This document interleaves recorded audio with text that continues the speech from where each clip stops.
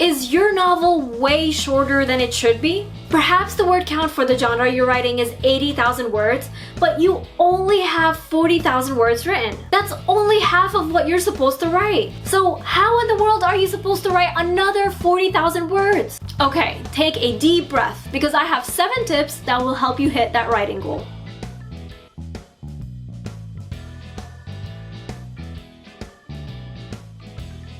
Hey guys, Nour here and welcome back to my channel. So I'm obviously not in my usual filming spot, and that's because I'm nowhere near my filming spot and green screen. I actually usually film at Michael's place since there's more room for my green screen and all the lights. However, I've been at home for several weeks now.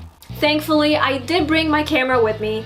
I mean, the setup isn't ideal since I don't have my green screen and all the lights that I usually use, but that's okay. We'll just have to make do with what we've got. I wanted to make this video because I had a couple of writers ask me what they can do to add length to their novels. And after skimming over a couple of pages, I knew exactly why their stories were short and how they could fix the problem. Now, before I dive into the 7 tips for adding word count to your story, I do have a big piece of writing advice for you. Don't add filler to make the story longer. I talk about filler a lot in my videos, but in case you're not sure what it is exactly, it's basically when you add pointless sentences like dialogue, action, and description just for the sake of adding word count to your story. If it doesn't add any value to your story, don't add it. Don't even think about adding a meaningless character or subplot. If you do that, don't even complain that readers hate your writing because you did it to yourself. Okay, so now that I've put that out there, let's dive in.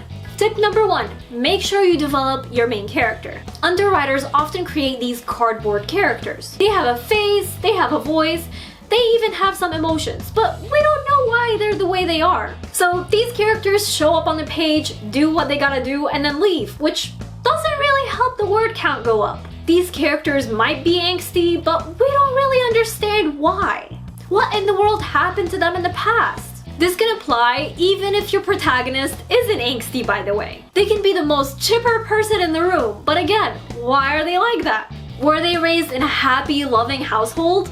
Maybe they grew up with hippies. I don't know, and neither do your readers. When you show us your protagonist's background through their thoughts, memories, and flashback scenes, you make them more well-rounded and add words to your story. Win-win!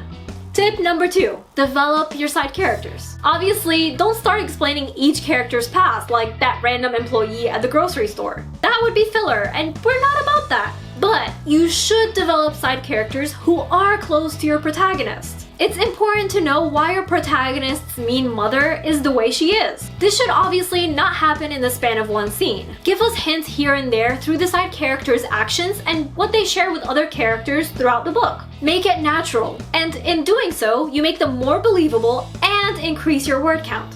Whoa, what is this sorcery? Tip number 3, look at your plot and consider if your rising action isn't doing what it's supposed to be.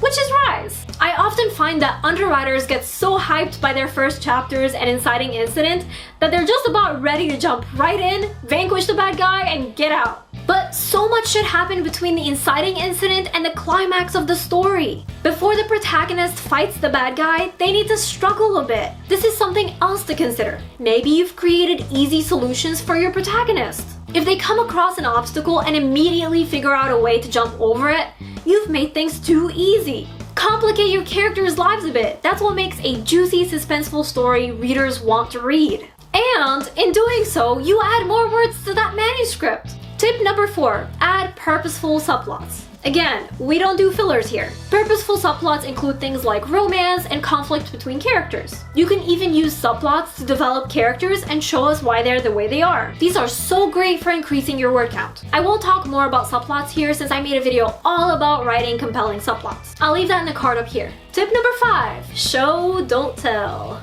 You're probably sick of me saying this, but it really does affect your word count. Here's why. Look at the difference in these sentences and how they changed the length of the scene. Sentence number 1.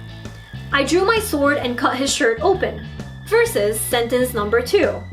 I leapt off the table and landed a few feet away from him, my hand gripping the hilt of my sword, which was half gleaming, half dripping with blood. Swinging my arm, I tore through his stained, sweaty shirt, leaving a trail of red behind. Do you see how much longer that And it's so much more exciting. Don't just summarize what's happening, show it to us. Use your beautiful descriptive words. Which brings me to tip number 6, use the 5 senses. Even though this fits into show don't tell, I'm making this a separate tip because I really want to stress the value of the 5 senses. Now, you don't have to add all 5 senses to every single scene, but do go through your story and be on the lookout for scenes that could benefit from some added sensory details.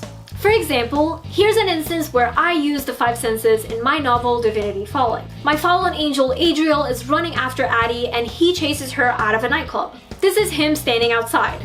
A few people to my left lingered against the side of the building with cigarettes in hand. When a gust of wind came by, the acrid smell of clinging smoke hit me. My nose wrinkled in disgust and I moved away from the group.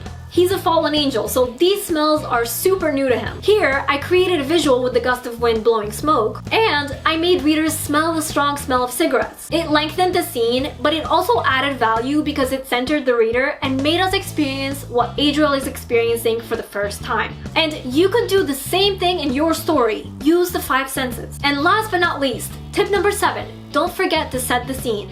Where exactly are we? Where is your character standing? Is she in space? Is she in her bedroom? Is she in a dungeon? Is it morning, night? Where are we? You don't need to describe every nitty-gritty detail, but do give us something to go off of. We want a tiny bit of help from our tour guide, you know? Adding those small details and setting the scene will certainly increase your word count. Alright, so those are my 7 tips for you. However, I do want to add one bonus tip.